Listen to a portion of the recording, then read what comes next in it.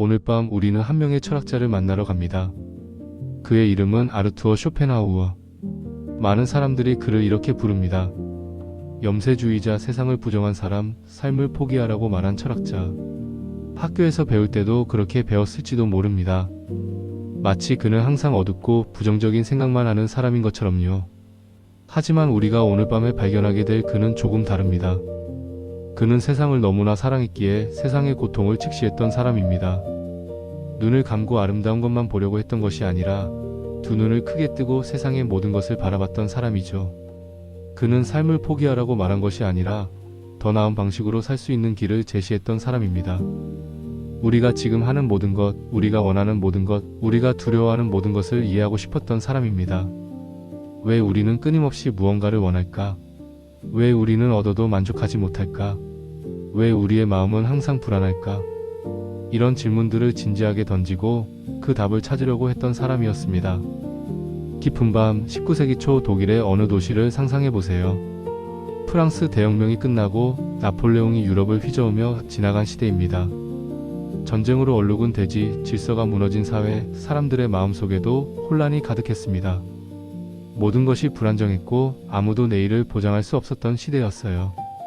사람들은 두려워했고 절망했고 서로를 의심했습니다. 그 시대에 쇼펜하우어가 태어났습니다. 1788년, 단 1년이라는 미세한 시간 차이로 나폴레옹보다 어렸습니다. 역사는 재미있게도 거의 같은 시대에 태어난 두 인물을 만들었네요. 하나는 세상을 정복하려 했고 또 다른 하나는 세상을 이해하려 했습니다. 쇼펜하우어의 아버지는 성공한 상인이었습니다. 돈이 많았고 사회적 지위도 높았습니다.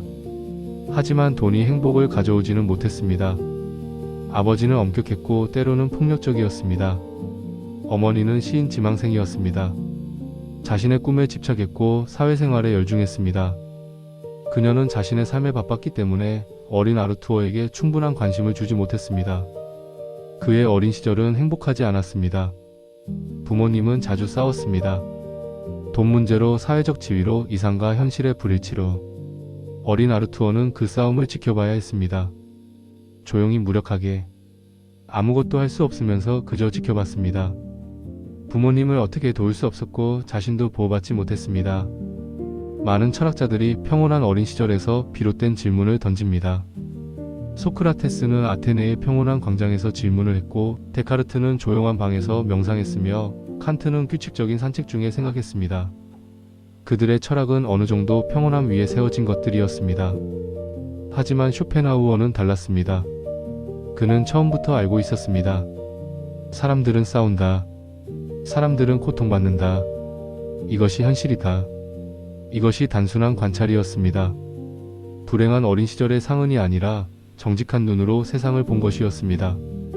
다른 아이들이 놀이터에서 장난을 치고 있을 때 어린 쇼펜하우어는 어른들의 싸움을 봤습니다.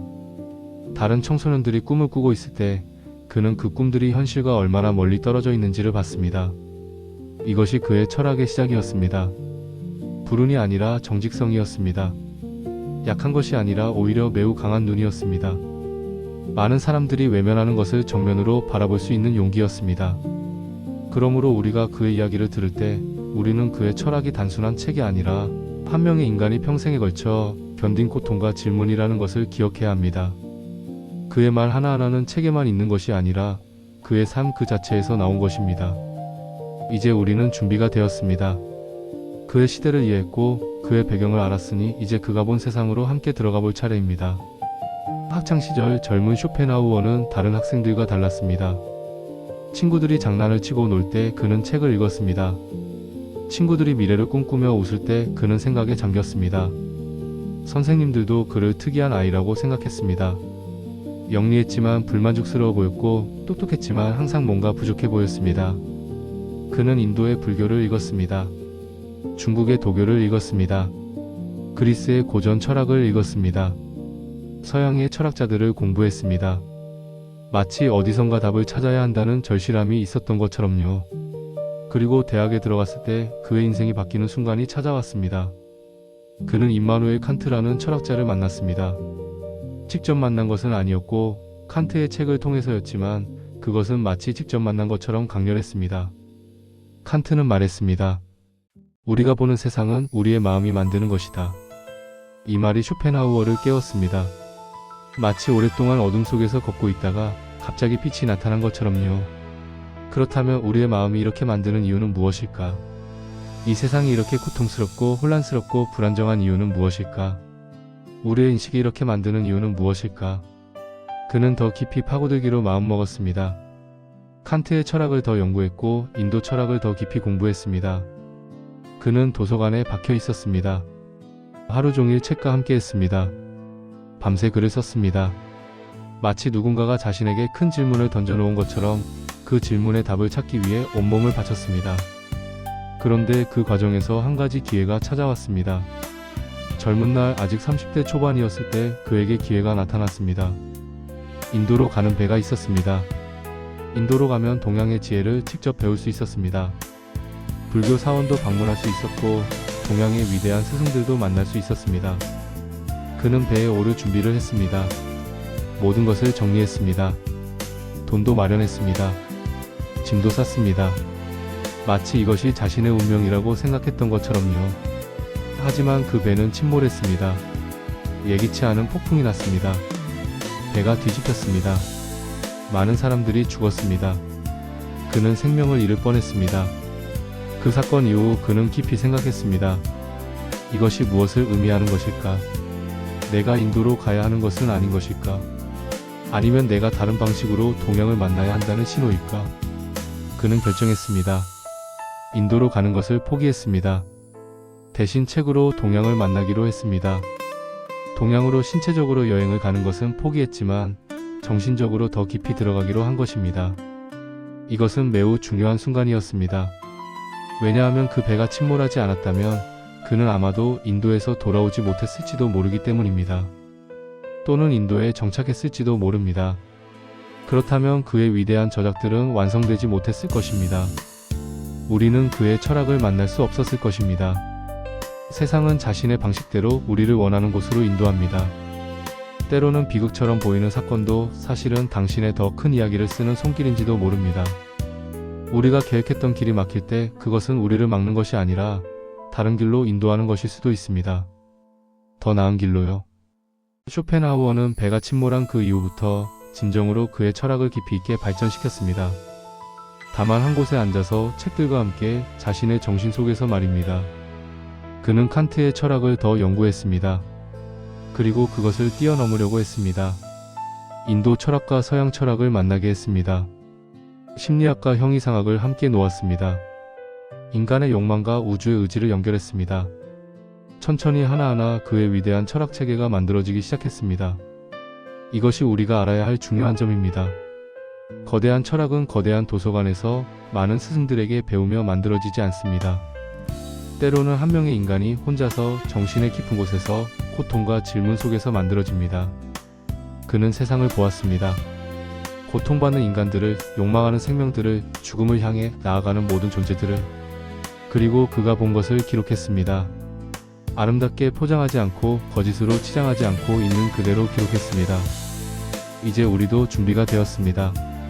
그가 본 세상을 이해했으니 이제 그가 어떤 삶을 선택했는지 알 차례입니다. 쇼펜하우어는 평생 독신이었습니다. 이것이 무엇을 의미하는지 이해하려면 그가 살던 시대를 생각해야 합니다. 19세기 독일에서는 남자가 결혼하고 가정을 이루는 것이 당연한 것이었습니다. 사회적 기대였고 도덕적 책임이었으며 성공의 증거였습니다. 그러나 쇼펜하우어는 이것을 거절했습니다. 결혼하지 않았습니다. 오랜 친구를 두지 않았습니다. 한 곳에 정착하지 않았습니다. 가정을 이루지 않았습니다. 사회의 주요 모임에도 참석하지 않았습니다. 사람들의 기대를 버렸습니다. 일반적인 남자의 인생이라고 불리는 것을 모두 거절했습니다.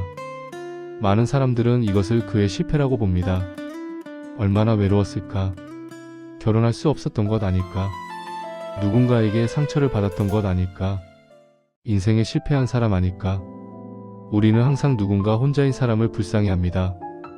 혼자라는 것은 마치 사회에서 낙오된 것처럼 보이기 때문입니다. 혼자라는 것은 누군가가 옆에 없다는 뜻이고 그것은 마치 그 사람이 충분하지 못하다는 뜻처럼 느껴집니다. 하지만 쇼펜하우어는 이에 대해 명확하게 말했습니다. 나는 외롭지 않다. 나는 혼자일 뿐이다. 이 말의 차이를 느껴보세요. 외로움은 누군가가 필요하지만 그 누군가가 없을 때의 고통입니다. 외로움은 공백입니다. 외로움은 뭔가 부족하다는 느낌입니다. 외로움은 슬프고 아프고 때로는 견딜 수 없는 감정입니다. 하지만 혼자 있는 것은 다릅니다. 혼자 있는 것은 선택입니다. 혼자 있는 것은 채워진 상태입니다. 혼자 있는 것은 충분함입니다. 혼자 있는 것은 자유롭고 고요하고 때로는 매우 아름다운 상태입니다. 그에게 혼자 있는 시간은 채워야 할 공백이 아니라 이미 채워진 풍요함이었습니다.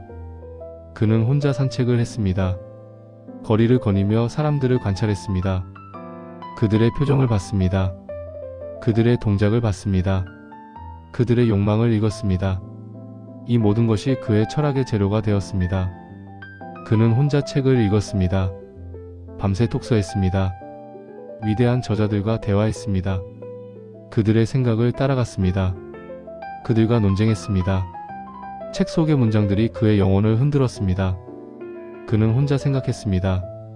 침묵 속에서, 고요함 속에서, 그의 머릿속에서 거대한 우주가 펼쳐졌습니다.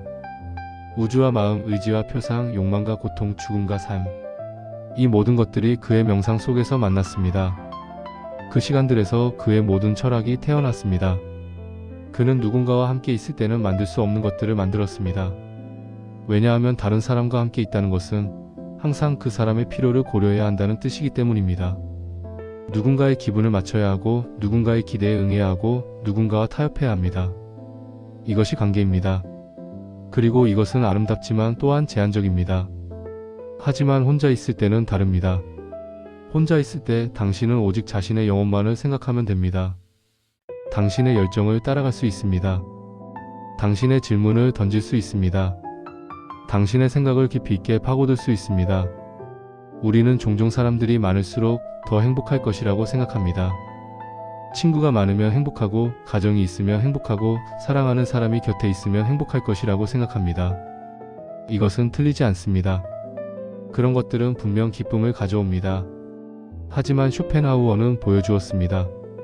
진정한 행복은 때때로 혼자 있는 시간에서 찾아온다고. 심지어 어떤 형태의 행복은 혼자만이 가능하다고. 당신이 혼자 책을 읽으며 감동받을 때, 당신이 혼자 음악을 들으며 눈물을 흘릴 때, 당신이 혼자 자연 속을 걸으며 경이로움을 느낄 때, 당신이 혼자 명상하며 자신의 영혼을 만날 때, 이 순간들은 누가 옆에 있어도 같지 않습니다. 이 순간들은 오직 혼자만이 가능합니다. 그의 고독은 도피가 아니었습니다. 약함이 아니었습니다. 실패가 아니었습니다. 그의 고독은 선택이었습니다. 자유로운 선택이었습니다. 그는 사회가 기대하는 삶을 버리고 자신이 진정으로 원하는 삶을 살기로 선택했습니다. 이것은 용감한 결정이었습니다. 많은 사람들이 비판할 결정이었습니다. 이해받지 못할 결정이었습니다. 하지만 그는 후회하지 않았습니다. 왜냐하면 그의 삶 속에서 혼자 있는 시간에서 그는 진정으로 자신이 되었기 때문입니다. 사회의 가면을 쓰지 않고 다른 누군가의 기대를 만족시키려고 하지 않고 오직 자신의 영혼의 목소리를 따라서 살았기 때문입니다. 그리고 그것이 행복입니다. 우리가 이해해야 할 가장 중요한 것은 바로 이것입니다. 혼자라는 것은 약함의 신호가 아니라 때로는 선택의 표현일 수 있다는 것입니다. 혼자라는 것은 실패가 아니라 때로는 자유의 표현일 수 있다는 것입니다. 이제 우리는 준비가 되었습니다. 그가 혼자 있기를 선택한 삶을 이해했으니 이제 그가 그 혼자만의 시간에서 무엇을 만들어냈는지 알 차례입니다. 그의 인생에서 가장 중요한 일은 단 하나였습니다. 책을 쓰는 것입니다. 우리 모두는 무언가를 이루기 위해 살아갑니다. 어떤 사람은 돈을 벌기 위해 일합니다. 어떤 사람은 가정을 이루기 위해 노력합니다. 어떤 사람은 명예를 얻기 위해 노력합니다. 어떤 사람은 사랑을 찾기 위해 여행합니다. 하지만 쇼펜하우어에게는 단 하나의 목표가 있었습니다. 그 책의 이름은 의지와 표상으로서의 세계였습니다. 제목만 봐서는 매우 어려운 책처럼 보입니다. 하지만 이 책이 담고 있는 것은 매우 단순한 질문입니다. 이 세상은 무엇인가? 그리고 우리는 어떻게 살아야 하는가? 이 책을 쓰기 위해 그는 모든 것을 바쳤습니다. 편안함을 버렸습니다. 따뜻한 집에 정착하지 않았습니다. 돈이 들어올 수 있는 사업도 하지 않았습니다. 부모의 유산을 낭비하지 않기 위해 매우 검소하게 살았습니다. 좋은 음식도 먹지 않았습니다. 편한 옷도 입지 않았습니다. 모든 안락함을 포기했습니다. 왜냐하면 그것들이 방해가 되었기 때문입니다. 편안함 속에서는 깊은 생각을 할 수 없습니다. 편안한 삶 속에서는 영혼의 진정한 목소리를 들을 수 없습니다. 그는 자신의 영혼을 명확하게 들으려면 모든 것을 제거해야 한다고 생각했습니다. 친구를 포기했습니다. 사교 모임에 가지 않았습니다. 여행도 하지 않았습니다. 관계 속에서 필요한 시간과 에너지를 모두 자신의 책에 돌렸습니다. 많은 사람들이 그를 이상하다고 생각했습니다. 왜 이렇게 외로워하는지, 왜 이렇게 사람을 피하는지 이해할 수 없었습니다. 하지만 그에게는 친구보다 더 중요한 것이 있었습니다. 관계보다 더 절실한 것이 있었습니다. 그것은 진리였습니다. 자신이 알아낸 진리를 세상에 전하고 싶은 욕구였습니다. 돈도 명예도 필요 없었습니다. 사회적 지위도 원하지 않았습니다. 다만 자신이 본 세상, 자신이 깨달은 것을 기록하고 싶었습니다. 많은 사람들이 고통받고 있습니다. 많은 사람들이 혼란스럽습니다. 많은 사람들이 왜 살아야 하는지 모릅니다. 그는 생각했습니다. 만약 내가 그들에게 말할 수 있다면, 만약 내가 그들을 이해시킬 수 있다면, 만약 내가 그들의 고통이 무엇인지 설명할 수 있다면 그들이 조금이라도 덜 고통받지 않을까? 이 생각이 그를 움직였습니다. 그는 책을 쓰기 시작했습니다. 40대 초반이었을 때입니다. 젊은 나이도 아니고 이미 많은 시간이 흘렀습니다. 하지만 그는 지체하지 않았습니다. 나이가 문제가 아니었습니다. 시간이 흘렀다는 것이 문제가 아니었습니다. 필요한 것은 오직 하나였습니다. 필요한 것은 명확한 목표와 그것을 위한 의지였습니다. 그는 밤새 글을 썼습니다. 창밖이 어두워질 때까지, 심지어 새벽까지 쓰곤 했습니다. 손이 아플 때까지, 눈이 침침해질 때까지. 마치 누군가가 자신의 손을 잡고 써내려가는 것처럼, 마치 우주가 자신을 통해 말하고 있는 것처럼 느껴졌습니다. 모든 말은 신중했습니다. 모든 단어는 정확했습니다. 모든 문장은 그의 영혼을 담고 있었습니다. 그리고 마침내 책이 완성되었습니다. 1818년 그가 40대 초반이었을 때 첫 번째 판이 출판되었습니다. 그는 기대했습니다. 이 책이 세상을 바꿀 것이라고, 사람들이 이 책을 읽고 깨달을 것이라고, 철학자들이 이 책을 인정할 것이라고. 하지만 세상은 외면했습니다. 출판사는 책을 팔지 못했습니다. 첫 판이 팔린 책은 극히 적었습니다. 대부분의 책은 창고에 남아 있었습니다. 누구도 이 책에 관심이 없었습니다. 철학자들은 그를 무시했습니다. 그들은 당대의 유명한 철학자인 헤겔을 따랐습니다. 쇼펜하우어는 그들 눈에 아무도 아닌 사람이었습니다. 신문들은 리뷰도 하지 않았습니다. 잡지들도 언급하지 않았습니다. 그의 책은 마치 존재하지 않는 것처럼 취급받았습니다. 자신의 인생 전부를 쏟아낸 책이 아무도 읽지 않았습니다. 당신이 자신이 할 수 있는 가장 큰 작업을 했는데 아무도 그것을 보지 못한다면 어떨까요? 당신이 자신의 모든 것을 바쳤는데 누구도 그것을 가치 있게 여기지 않는다면 어떨까요? 대부분의 사람들은 그 순간에 포기했을 것입니다. 분노했을 것입니다. 세상이 자신을 이해하지 못한다고 원망했을 것입니다. 절망했을 것입니다. 자신의 노력이 헛되었다고 생각했을 것입니다. 하지만 쇼펜하우어는 다르게 반응했습니다. 그는 또다시 혼자가 되었습니다. 더 깊이 들어가기로 했습니다. 자신의 철학을 다시 정리했습니다. 책을 개정했습니다. 더 명확하게 설명하는 방식을 찾았습니다. 추가 저술을 했습니다. 마치 돌을 깎는 장인처럼 자신의 생각을 갈고 닦았습니다. 한 글자 한 글자를 다시 읽고 다시 생각했습니다. 혹시 놓친 부분이 있는지, 혹시 더 명확히 할 부분이 있는지. 그는 기다렸습니다. 50년을 기다렸습니다. 50년입니다. 50년이라는 시간은 한 명의 인간 인생에 있어서 거의 모든 것입니다. 50년 동안 그는 인정받지 못했습니다. 50년 동안 그는 무명이었습니다. 50년 동안 그의 책은 창고 속에 묵혀 있었습니다. 그러다가 50년 뒤 마침내 사람들이 나타나기 시작했습니다. 젊은 철학자들이 그의 책을 읽었습니다. 예술가들이 그의 사상에 매료되었습니다. 음악가들이 그의 음악론에 공감했습니다. 일반인들이 그의 말에서 자신의 삶을 인정받았습니다. 마침내 세상이 그를 발견했습니다. 하지만 그때 그는 이미 70대 노인이었습니다. 거의 죽음의 문턱에 있었습니다. 그렇다면 그는 인정받기를 위해 50년을 기다렸습니까? 아니었습니다. 그는 자신이 할 일을 했습니다. 그것으로 충분했습니다. 인정은 보너스였습니다. 예상 외의 선물이었습니다. 이것이 우리가 알아야 할 가장 중요한 진리입니다. 진정한 일은 외부의 인정을 위해 하는 것이 아닙니다. 진정한 일은 자신의 영혼이 원하는 것을 하는 것입니다. 다른 누군가의 평가를 기다리지 않고 자신이 해야 한다고 생각하는 것을 하는 것입니다. 이제 우리는 준비가 되었습니다. 그가 인생을 바쳐 만든 책에 무엇을 담고 있는지, 왜 그것이 지금도 우리를 감동시키는지 알 차례입니다. 오늘날 왜 우리는 200년 전의 독일인 철학자를 찾을까요? 왜 지금 이 시대의 이 바쁜 시간에 우리는 그의 말을 들으려고 할까요?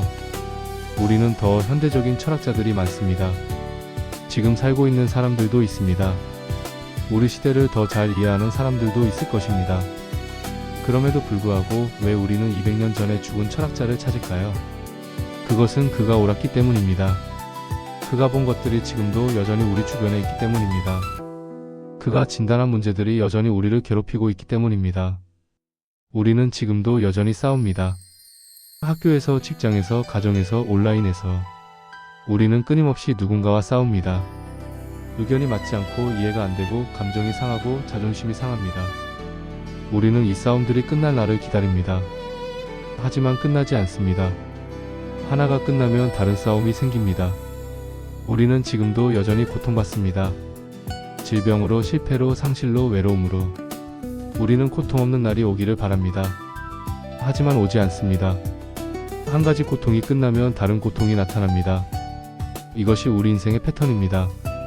우리는 지금도 여전히 욕망합니다. 돈이 필요합니다. 성공이 필요합니다. 인정이 필요합니다. 사랑이 필요합니다. 우리는 끊임없이 무언가를 원합니다. 어제 원했던 것을 오늘 얻으면 내일 또 다른 것을 원합니다. 이 욕망의 수레바퀴는 멈추지 않습니다. 200년 전이나 지금이나 인간은 같습니다. 기술이 발전했고 세상이 변했고 우리가 가진 것들이 늘어났습니다. 하지만 우리의 본질은 같습니다. 우리는 여전히 싸우고 고통받고 욕망합니다. 하지만 우리는 지금 더 바빴습니다. 그때보다 지금이 더 빠릅니다. 그때보다 지금이 더 소음이 많습니다. 그때보다 지금이 더 선택지가 많습니다. 그때보다 지금이 더 관계 속에 있습니다. 우리의 휴대폰에는 수백 개의 알림이 들어옵니다. 아침에 눈을 뜨면 밤중에 들어온 메시지들이 기다립니다. 출근할 때도 휴대폰을 봅니다. 일하면서도 봅니다. 밥을 먹으면서도 봅니다. 화장실에 가서도 봅니다. 자기 전에도 봅니다. 우리는 온종일 누군가와 연결되어 있습니다. SNS에는 수천 명의 사람들이 있습니다. 우리는 그들의 삶을 봅니다. 그들의 성공을 봅니다. 그들의 행복을 봅니다. 그리고 우리는 비교합니다. 자신의 삶이 부족해 보입니다. 자신의 성공이 작아 보입니다. 자신의 행복이 시원치 않아 보입니다. 우리는 온종일 누군가를 돌봅니다. 자신의 이미지를 돌봅니다. 다른 사람이 자신을 어떻게 평가할지 생각합니다. 좋은 사진을 올리려고 합니다. 좋은 글을 쓰려고 합니다.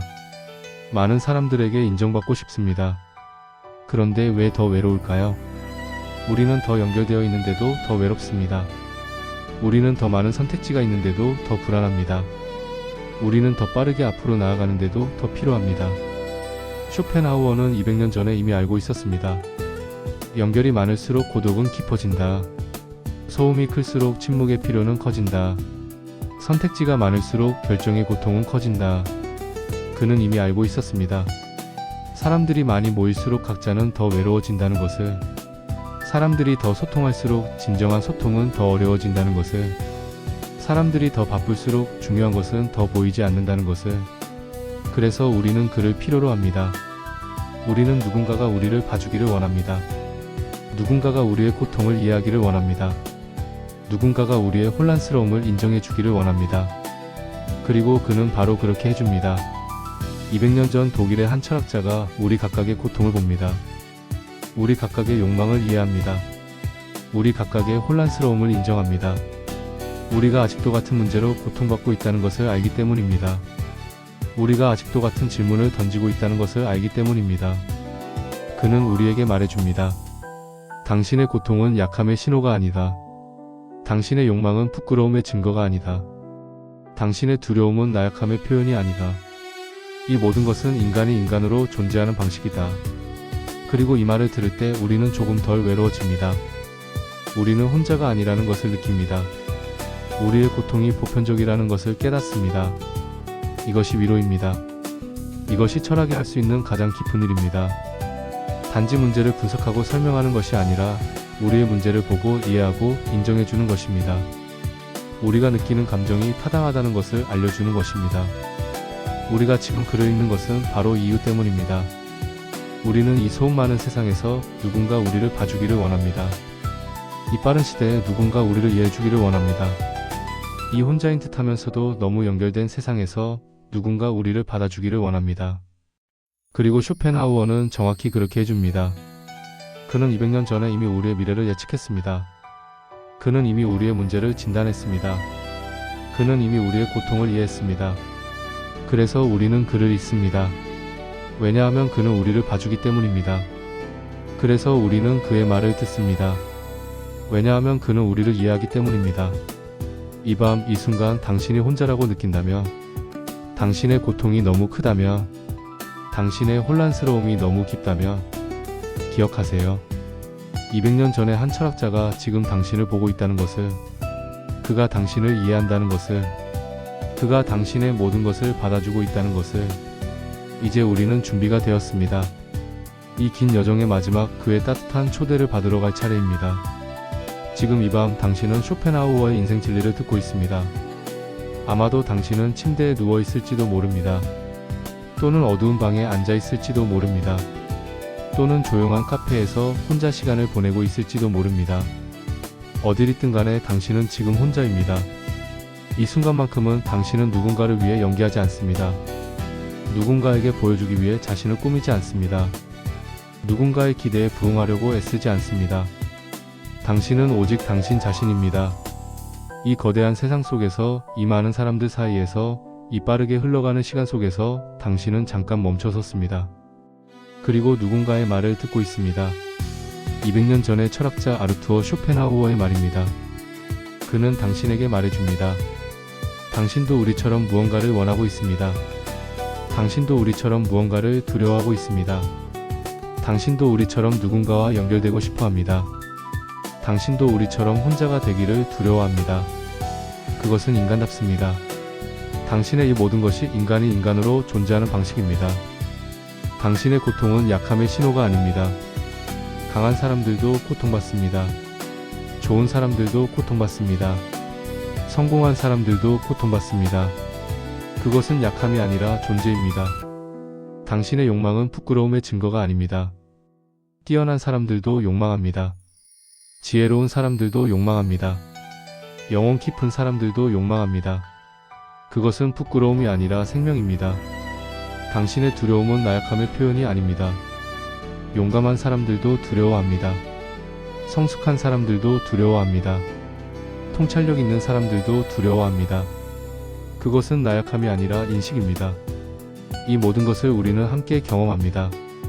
혼자라고 생각했던 당신의 고통도 사실은 다른 누군가도 경험하고 있는 것입니다. 당신만이 느꼈던 외로움도 수많은 사람들이 느끼고 있는 것입니다. 당신만이 이해받지 못한다고 생각했던 당신의 혼란도 모든 인간이 겪는 혼란입니다. 이것을 깨달을 때 당신은 조금 덜 외로워집니다. 당신은 혼자가 아니라는 것을 느낍니다.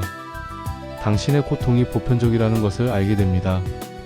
당신의 존재가 누군가와 깊이 있게 연결되어 있다는 것을 이해합니다. 이것이 진정한 연결입니다. SNS 속의 수많은 팔로워가 아니라 이 순간 당신과 함께 고통받고 있는 수많은 영혼들과의 연결입니다. 좋아요 숫자가 아니라 당신의 고통을 이해하는 누군가의 눈짓입니다. 팔로우와 언팔로우의 관계가 아니라 생명과 생명이 만나는 순간입니다. 이제 당신이 이해해야 할 가장 중요한 것이 있습니다. 당신이 혼자 있는 시간을 두려워할 필요가 없다는 것입니다. 이 밤 당신을 감싸고 있는 고요함이 나쁜 것이 아니라는 것입니다. 당신이 누군가 없이 있다는 것이 실패가 아니라는 것입니다. 당신이 혼자라는 것이 부족함의 증거가 아니라는 것입니다. 당신이 혼자 책을 읽을 때 당신은 위대한 저자들과 대화합니다. 당신이 혼자 음악을 들을 때 당신은 음악가의 영혼을 만납니다. 당신이 혼자 자연 속을 걸을 때 당신은 우주의 경이로움을 느낍니다. 당신이 혼자 명상할 때 당신은 자신의 진정한 영혼을 마주합니다. 이 모든 경험은 누군가가 옆에 있어도 같지 않습니다. 이 모든 순간은 오직 혼자일 때만 가능합니다. 혼자 있는 시간은 당신을 소외시키는 벽이 아닙니다. 혼자 있는 시간은 당신을 보호하는 성벽입니다. 혼자 있는 시간은 당신이 진정한 자신을 만나는 신성한 시간입니다. 그러므로 이제 당신은 이렇게 할 수 있습니다. 당신의 고요함을 받아들이세요. 당신의 혼자 있음을 거절하지 마세요. 당신의 침묵을 두려워하지 마세요. 당신의 고독을 품으세요. 당신이 이렇게 할 때 당신은 비로소 자유로워집니다. 타인의 시선에서 해방되고 사회의 기대에서 벗어나고 다른 누군가의 기준에서 풀려납니다. 당신은 당신 자신이 됩니다. 당신의 진정한 얼굴을 드러냅니다.